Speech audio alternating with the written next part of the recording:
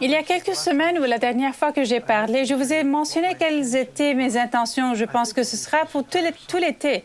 J'ai l'impression que c'est censé être un été de révision. Nous sommes censés prendre certaines des choses qui ont été très importantes pour nous dans l'étude, dans l'apprentissage, au cours des 25 dernières années. Je vais les remettre sur le tapis et les examiner. Aujourd'hui, je veux que vous passiez, si vous voulez, à Marc chapitre 8. C'est l'un des chapitres les plus importants, honnêtement, de ma vie. Ce n'est en aucun cas une exagération. J'ai eu une expérience inhabituelle qui remonte probablement à 20 ans. Il semblait que chaque fois que j'ouvrais ma Bible, elle s'ouvrait sur Marc 8. Je pourrais vouloir aller au psaume ou Jude, elle s'ouvrirait à Marc 8 et elle ne le fait plus. Donc, ce n'est pas un pli dans la Bible. Ce n'est pas une colonne vertébrale cassée. Elle s'ouvrait juste sur Marc 8, encore et encore. Et après une demi-douzaine de fois, je me suis dit, c'est bizarre, je devrais peut-être le lire. Et c'est ce que j'ai fait. J'ai tendance à être très systématique dans mes lectures. Je lirai l'Ancien Testament, le Nouveau Testament, les Évangiles ou le livre de la Loi. Je prends des sections, peut-être les Épîtres ou les prophètes mineurs, et je les lis. Et j'ai fait les Évangiles une fois constamment pendant 10 ans, en lisant et relisant continuellement. J'ai découvert qu'il s'agit en fait de Jésus, qu'il est l'essentiel de tout. Mais ce que je fais pour ma lecture récréative, qui est comme aller dans une cabane le week-end dans les montagnes, j'ai certains endroits où j'aime aller et me nourrir. Et Marc 8 est l'un de ceux-là. Il y a environ 8 ou 10 versets sur lesquels je me régale. La raison est que ces versets me coupent. À chaque fois que je les lis, c'est une épée à deux tranchants. Elle guérit là où elle coupe. Nous devons donc accueillir cette coupure de la parole du Seigneur dans notre âme, car elle transmet et façonne une perception de la réalité que vous ne pouvez obtenir d'aucune autre manière. Je me souviens de Dick Mills qui a eu ce message une fois. Imaginez un type qui se tient devant moi à 1 mètre de distance et qui a une grande épée dont la pointe est sur ma poitrine et qui me dit « Viens ici ». C'est une image de la marche littéralement dans l'épée du Seigneur. Et c'est ce que nous faisons lorsque nous ouvrons la parole.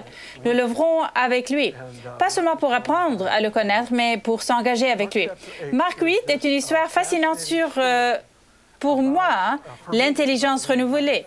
En fait, ce que je prévois de faire tout au long de l'été, c'est de vous parler à plusieurs reprises de l'Évangile de Marc, parce que pour moi, l'Évangile de Marc illustre l'intelligence renouvelée, encore une fois pour moi, mieux que toute autre partie de l'Écriture. L'intelligence renouvelée est essentielle à notre foi. Chaque jour de notre vie, le Saint-Esprit travaille sur nous pour le renouvellement de l'intelligence. La raison en est que c'est le cœur de Dieu d'envahir ce monde avec sa volonté. Pourquoi une intelligence renouvelée? C'est son cœur qui veut envahir ce monde avec sa volonté.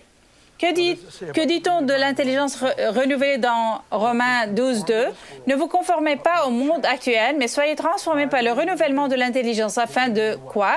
Discerner quelle est la volonté de Dieu, ce qui est bon, agréable et parfait.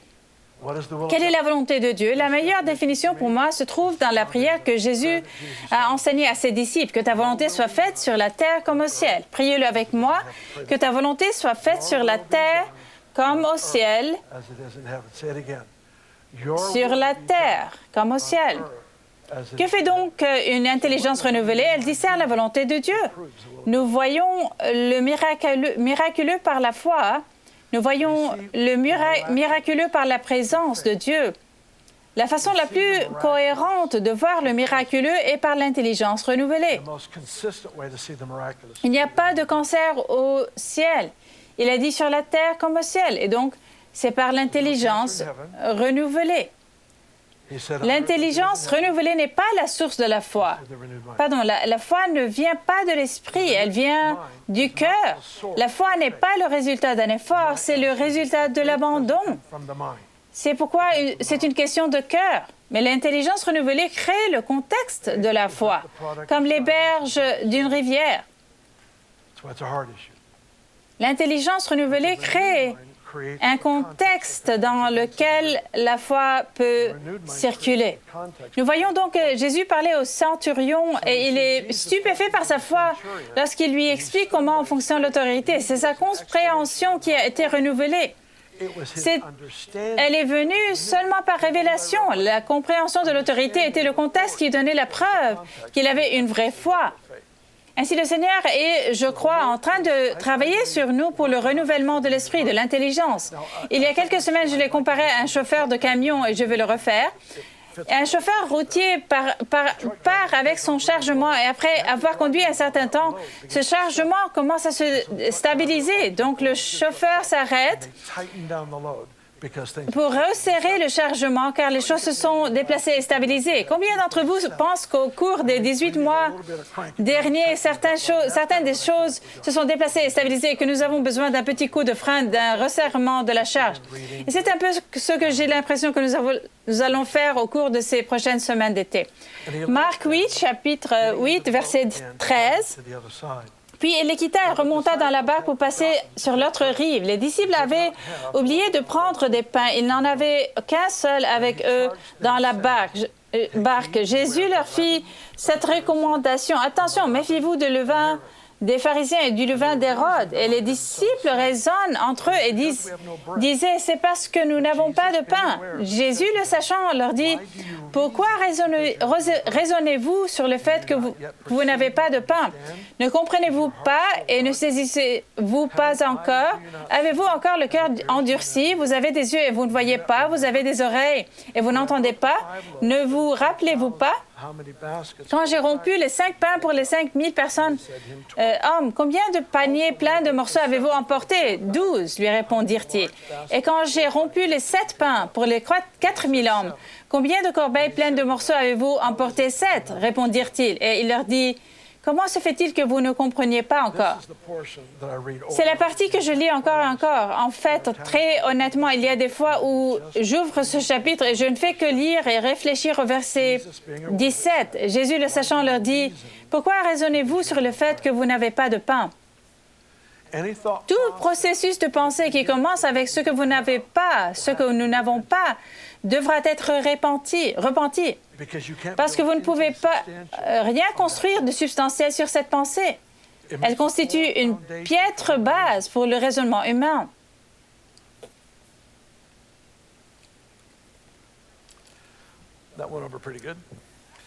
C'est bien dit. Une bonne réaction. Alors Jésus leur donne des instructions et les met en garde. Il les met en garde contre le levain d'Hérode, le levain des pharisiens. Il existe un troisième levain dans les Écritures, dans Matthieu 13, c'est le levain du royaume.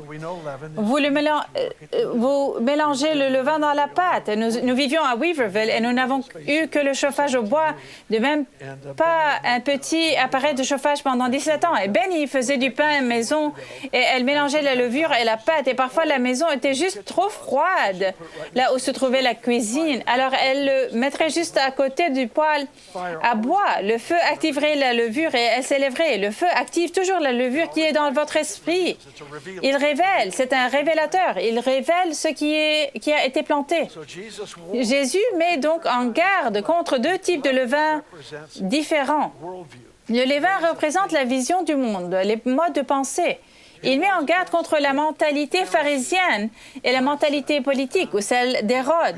Il ne s'en soucie pas si vous croyez en Dieu, l'esprit politique, tant que vous ne le faites pas entrer dans l'équation, ce qui semble très familier dans notre climat politique actuel. La croyance en Dieu n'a pas d'importance. Il suffit de ne pas l'invoquer ou de l'utiliser comme facteur déterminant de la politique, etc. Le système religieux place Dieu au centre de tout, mais il est impersonnel et impuissant. Il est figuratif, pas relationnel. Le royaume est à l'opposé de ces 2 situations. Il est au centre de tout et il définit tout par sa propre personne, sa propre présence. Tout est défini par la personne du Seigneur Jésus-Christ. Chaque valeur, tout. C'est en lui que nous avons la vie, le mouvement et l'être. Jésus met donc en garde contre ces systèmes de valeurs qui pourraient vous persuader de ne pas adhérer à la réalité du royaume de Dieu, qui est la plus grande réalité qui existe.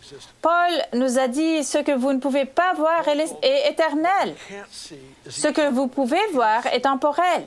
Le royaume de Dieu, ce n'est pas le manger et le boire, ce n'est pas ici dans le physique. C'est la justice, la paix et la joie. C'est dans l'invisible, c'est une réalité supérieure. Mais le fait de penser à partir de cet endroit vous donne une approche différente d'un problème dans le monde naturel. Au mieux, penser à partir du naturel fait de vous un mendiant qui espère que Dieu enverra votre situation. Nous quittons la posture de fils et de filles lorsque nous prions uniquement depuis la terre pour qu'il envahisse un problème. Et pourtant, ce qu'il essaie de construire en nous, c'est une conscience de notre identité et but, afin que nous puissions utiliser efficacement son nom et son autorité pour accomplir ses objectifs.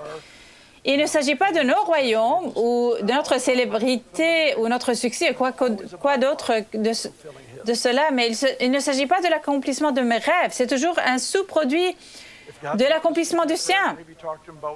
Si Dieu n'écoute pas vos prières, parlez-lui peut-être de ce dont il aime parler.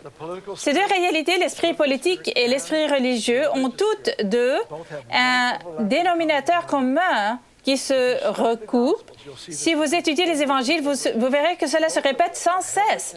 Toutes deux sont fortement influencées par la crainte des hommes. Les pharisiens ne voulaient pas répondre à une question parce que la foule se retournait contre eux. Ils ont refusé de répondre à la question de Jésus. Le système politique a refusé de prendre cette décision à cause de ce que ce groupe voulait. Pilate a fini par crucifier Jésus à cause de l'environnement politique. Ils vont le dire à César, il a pensé. La motivation de nombreuses décisions dans ces deux réalités est la crainte des hommes. Le plus fou, c'est qu'ils pensent tous que c'est de la sagesse. La crainte se fait passer pour de la sagesse, qu'il s'agisse de la crainte d'une maladie ou crainte des hommes, peu importe ce que c'est.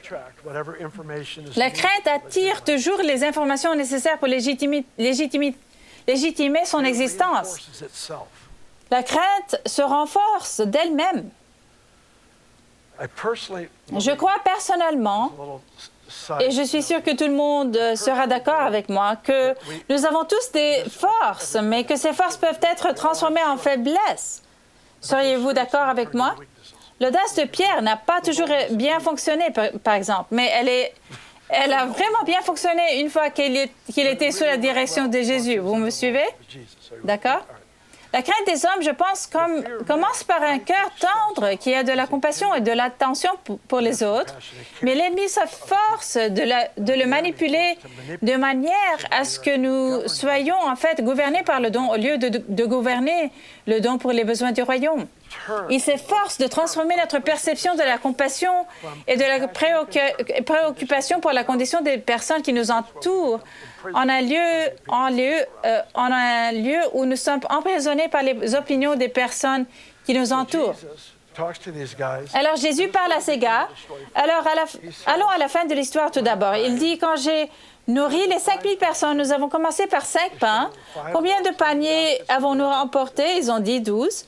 Il a dit, quand nous avons nourri les 4000 personnes, nous avons commencé avec combien de pains? 7. Combien de paniers sont emportés? 7.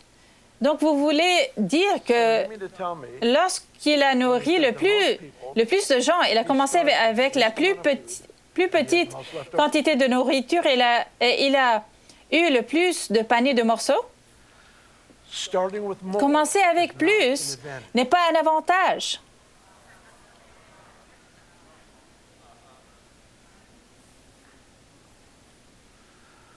Commencer avec plus, c'est le point de vue de Wall Street. Ce n'est pas le royaume. Vous avez été choisi non pas pour vos forces, mais vos faiblesses. Vous avez été choisi, vous. Pourquoi? Toute l'éternité sera consacrée à nous regarder dans la vie des uns et des autres, dans l'honneur, dans la célébration, en rendant grâce à Dieu, parce que tout été par grâce. Nous le verrons clairement. Tout a été fait par la grâce. Personne n'est arrivé ici par son propre mérite. Tout le monde est arrivé ici par la grâce. Ce sera en fait l'inspiration de louange pour toute l'éternité. Éphésiens 2 dit, « Il faudra les temps à venir pour percer le mystère de l'infinie richesse de sa grâce. » Donc, nous y voilà. Il dit, « Quand j'ai rompu les 5 pains pour les 5 000, combien de paniers vous restait-il? » Ils ont dit 12. Maintenant, revenez au verset 17. Pourquoi raisonnez-vous sur le fait que vous n'avez pas de pain? Ne comprenez-vous pas et ne saisissez-vous pas encore? Avez-vous encore le cœur endurci? C'est intéressant car le salut nous a donné la capacité de voir. Jean 3, 3. À moins de naître de nouveau, personne ne peut voir le royaume de Dieu. L'implication est que votre conversion vous donne la capacité de voir votre salut. Dans ce passage, Jésus dit, « D'accord, vous ne pouvez pas voir, avez-vous encore le cœur endurci? » Or, il ne fait pas jamais ça pour la honte. Ce n'est jamais pour nous faire sentir désespérés. C'est toujours une invitation à la maturité, à grandir. Il souligne donc certaines faiblesses dans leur perception. Quel est le problème ici? Si vous lisez ce chapitre, vous remarquerez qu'ils ont juste été utilisés pour multiplier la nourriture une seconde fois pour les 4000 personnes. Ils passent de la multiplication de la nourriture à une barque où ils n'ont pas assez de nourriture et où ils ont peur de ne pas avoir de nourriture pour le déjeuner. Pourquoi raisonnez-vous sur le fait que vous n'avez pas de pain? Pourquoi avez-vous commencé votre pensée pour ce qui vous manquait, par ce que vous n'avez pas? Très bien, laissez-moi vous poser la question à vous. Combien d'entre vous ont eu honnêtement une provision surnaturelle de Dieu? Dieu a pourvu à vos besoins de manière surnaturelle. Combien d'entre vous, après ce miracle de provision, ont eu un autre problème financier? Combien d'entre vous ont eu aussi peur la deuxième fois que la première? D'accord, c'est ça le problème, voilà. Notre expérience surnaturelle est censée nous former à la pensée et à la façon de voir. Lorsqu'il pose la question « Pourquoi raisonnez-vous ?», il ne leur a jamais posé cette question au début de leur vie de disciples. Il ne se serait jamais attendu à ce qu'ils aient cette conscience. Le Dieu de l'impossible, de l'approvisionnement illimité est avec nous. Il ne s'y serait pas attendu, mais maintenant qu'ils ont fait l'expérience de la multiplication de nourriture 2 fois, vous voyez, les miracles sont chers car ils nécessitent un changement. Les miracles qui sont simplement observés et applaudis mais qui ne changent pas la perspective n'ont pas eu leur plein impact. Ils sont censés changer la façon dont je gère les situations de ma vie. Une fois que vous avez vu une provision surnaturelle, vous avez perdu tout droit de commencer tout processus de réflexion avec ce que vous n'avez pas.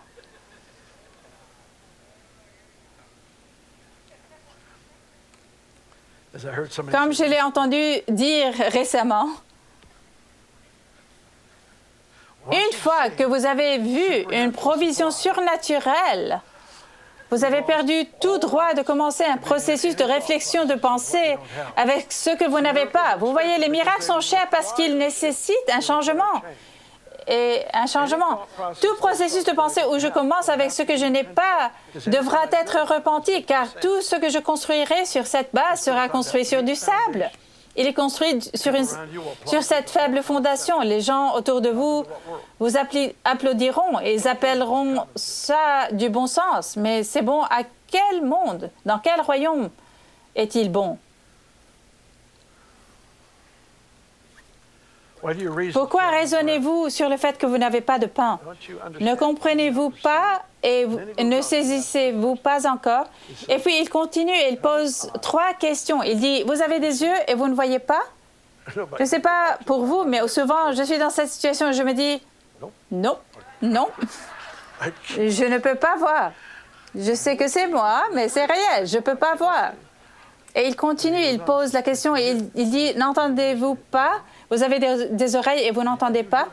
J'entends mieux que je ne vois, mais il arrive que je sois dans une situation où je ne peux pas voir et je ne peux pas saisir. C'est voir avec le cœur, vous comprenez? On ne parle pas des visions ouvertes d'anges et tout ça. Tout cela est merveilleux, mais ce n'est pas la vision normale de tous les jours du cœur d'un croyant.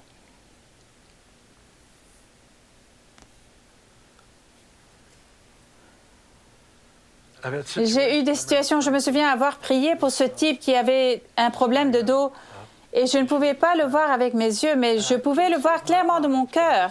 Il y avait une substance noire sur son dos qui s'accrochait à lui. Et je sais que ça semble bizarre. Je n'en ai pas fait tout un plat, mais j'ai dit à la personne avec qui je priais, enlève ça de son dos.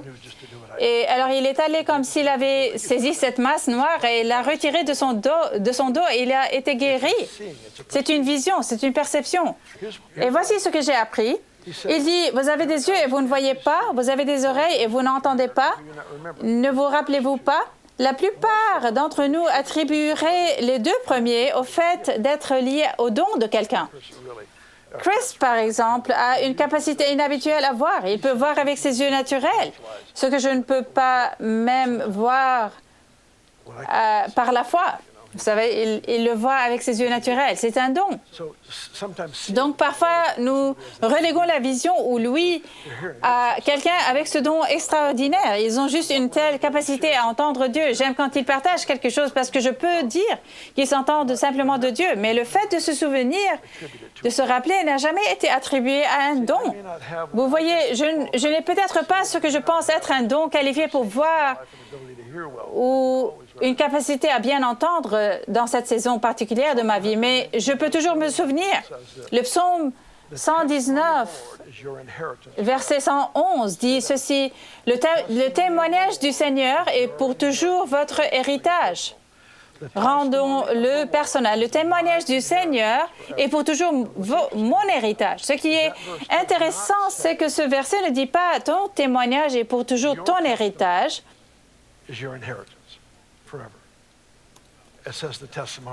Il est dit le témoignage du Seigneur, ce qui l'ouvre à tout ce que Dieu a fait depuis toujours, dans ses affaires, dans ses activités avec les gens.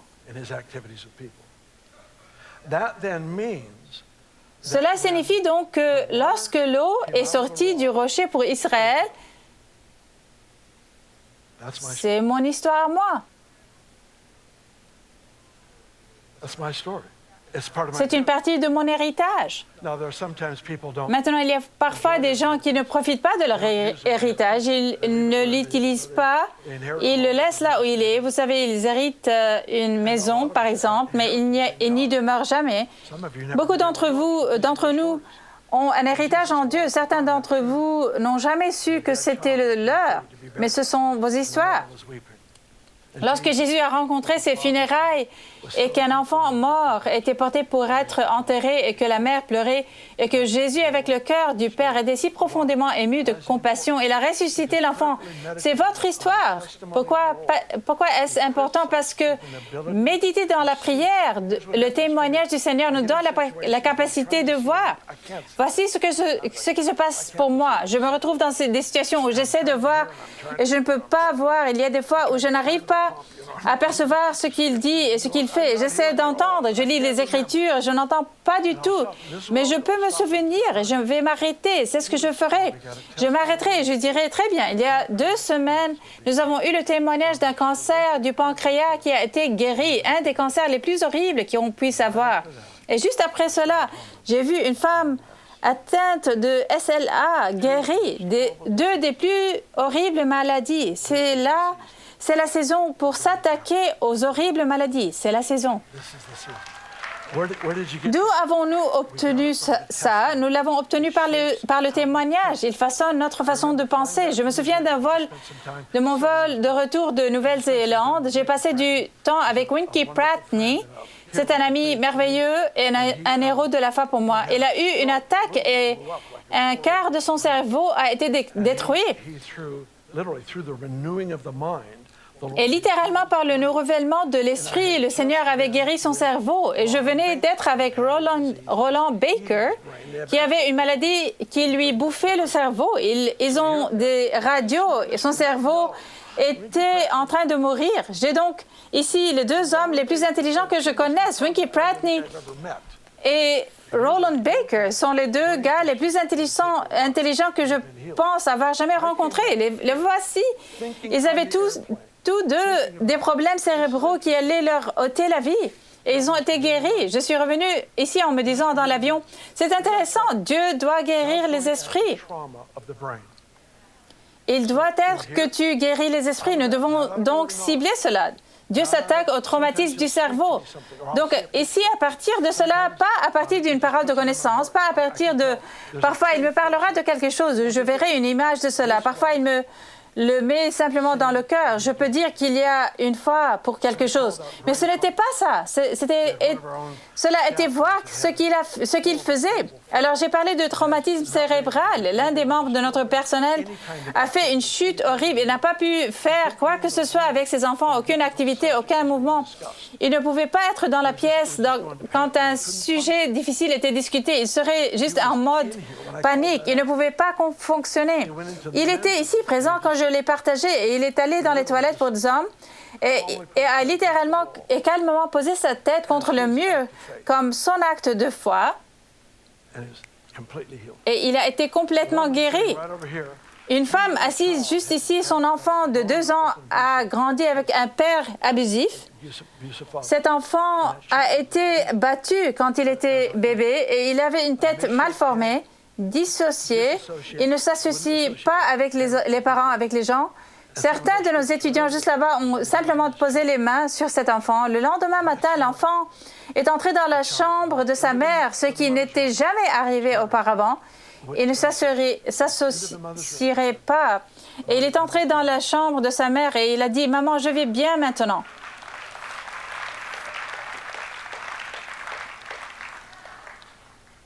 Vous voyez, c'est censé être que nourrir 5 000 et 4 000 deviennent les lentilles à travers lesquelles vous voyez une barque vide, sans nourriture.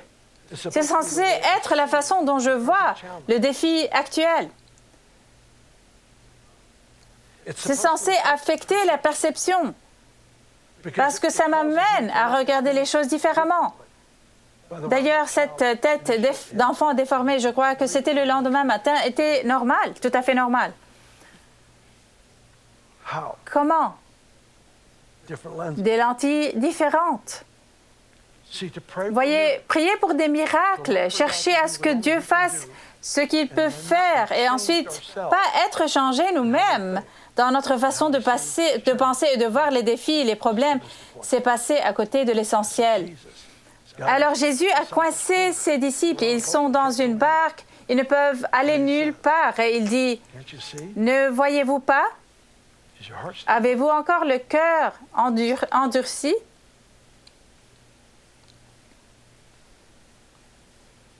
Si j'ai bien vécu une saison, il y a 2 choses qui se passent. Nous avons les résidus, ou quel que soit le nom que vous voulez leur donner ces 18 derniers mois, et nous avons ces témoignages continus qui nous sont remis et qui sont parmi les miracles les plus extraordinaires que nous ayons jamais vus. Certains d'entre eux se produisent cancer du pancréas. Une étudiante s'est tenue par procuration pour sa mère. 4e stade. Ils allaient la scanner pour voir si elle pouvait survivre à 3 interventions chirurgicales de 16 heures à partir du mois de juin. Et le scanner est revenu. Il n'y a pas de cancer. 0. La fille se tenait juste par procuration à longue distance. Cela est censé être l'une des principales leçons de cette dernière saison, de voir faire des choses sur Zoom et en ligne et tout ça. La quantité de miracles en ce moment, nous avons un grand nombre de personnes qui deviennent nées de nouveau, littéralement par la parole déclarée en ligne. Et les miracles, des chaises roulantes vides, des sorties du coma. J'ai un ami qui a vu 2 résurrections d'entre les morts, tout cela en ligne, à travers Zoom. Des miracles extraordinaires ont lieu. C'est quoi? C'est apprendre à penser et à voir à partir de l'histoire de Dieu avec les gens. Vous voyez, pour beaucoup, leur histoire joue contre eux. On dit, on a prié pour moi des milliers de fois, rien n'est jamais arrivé pour moi. Oui, on a prié pour ma mère et elle est morte. C'est quoi? Ce n'est pas que nous prétendons que ces choses ne sont jamais arrivées ou qu'elles n'ont jamais existé. Il s'agit de les amener dans la relation avec le Seigneur afin qu'ils puissent guérir le lieu de la douleur et le transformer en un lieu de force. Chaque perte est censée être un lieu de vengeance. Pas ta vengeance, pas la mienne, mais là où Dieu se montre fort.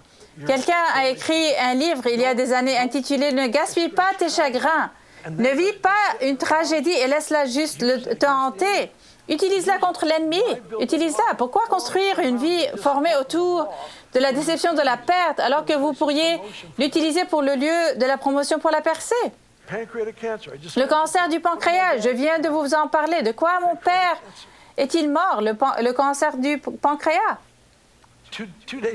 2 jours avant sa mort, j'ai parlé à Rick Joyner au téléphone et il m'a dit « Dieu va utiliser ceci pour te donner une onction 7 fois plus grande contre cette maladie. Tu dois amener ces choses devant le Seigneur. Je ne peux rien faire, vous ne pouvez rien faire, mais je peux être disponible, je peux me retrouver à pencher dans la bonne direction. Je ne vais peut-être pas vite, mais si j'avance dans la bonne direction, il y a de l'espoir. » Lorsque vous amenez tout cela devant le Seigneur, dites que ton nom soit exalté, Dieu. Tu as le dernier rire. Tu as la dernière parole dans cette affaire. Et puis, soudainement, vous commencez à attirer ces histoires, ces nouvelles de ce que Dieu a fait et ce qu'il fait. Vous attirerez toujours ce que vous valorisez. Une personne qui apprécie les ragots, par exemple, comme j'ai dit depuis 2 semaines, vous la mettez au milieu d'une entreprise de 100 personnes, elle attirera naturellement toutes les personnes de cette entreprise qui apprécient les ragots. Mais il en va de même pour les témoignages et les paroles de foi. Vous attirerez ce dont vous avez besoin.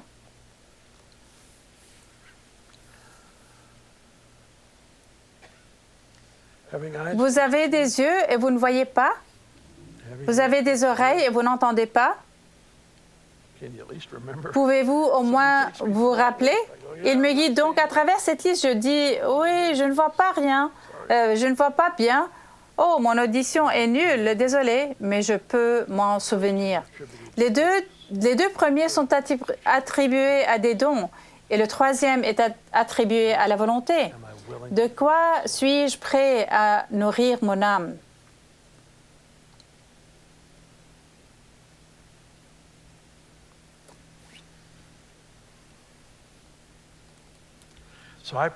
Je prie donc pour qu'au cours de cette prochaine saison, tout le monde dans cette salle, chacun d'entre nous, soit littéralement un aimant à l'espoir, à la foi et au témoignage, les choses qui renforcent le pourquoi nous sommes en vie, le but de notre vie, qui ne serait pas dépourvu des interventions surnaturelles de Dieu. Ce ne serait pas occasionnel, ce ne serait pas cette histoire de roulette russe. Eh bien, peut-être que c'est la volonté de Dieu, mais une fois sur 10, non. Pas ça. C'est ça le cœur, c'est ça la nature de Dieu. Il est pour le peuple de Dieu. Nous venons avec la violence d'un Jean-Baptiste qui s'empare de ce qui a été promis. Je prie pour cela. Je prie pour cela, Père, que tu mettes une grâce sur chaque famille, que nous rencontrerions mystérieusement l'histoire dont nous avions besoin, que tu nous aides à les porter comme des lentilles et à voir à travers ton histoire. Réveille pour nous dans l'Écriture le rapport même du Seigneur dont nous avons besoin dans la saison où nous nous trouvons. Je prie, Père, pour chaque partie de notre famille, en ligne et locale, pour que tu nous donnes les yeux pour voir ce qui est devant nous depuis tout ce temps.